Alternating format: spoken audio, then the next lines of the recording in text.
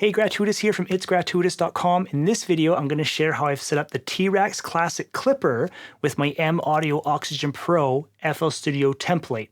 All right, so what is a clipper? A clipper is like a limiter, except it does not have an attack or release. So in other words, it shaves off those peaks like instantly, and we can get our music really, really loud.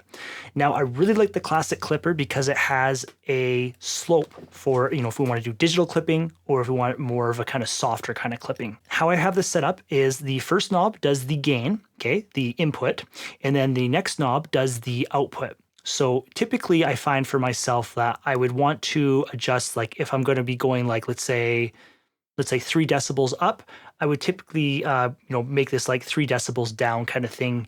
And then when I turn the plugin off and on, and we do that with the slider, because again, I shared before that this one is usually the volume, but in the case of the classic clipper, I just made these two the volume. So the input, the output.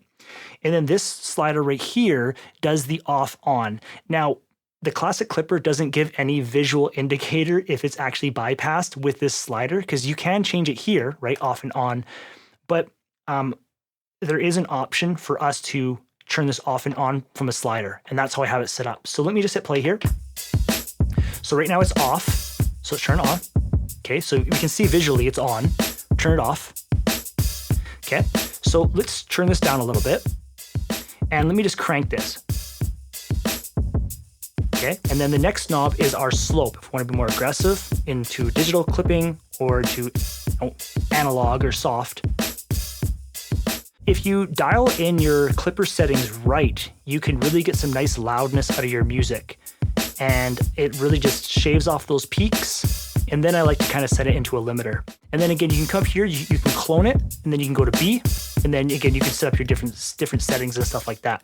So again, this one does our input, this one does our output, this one does our slope, and this one does our off and on, okay?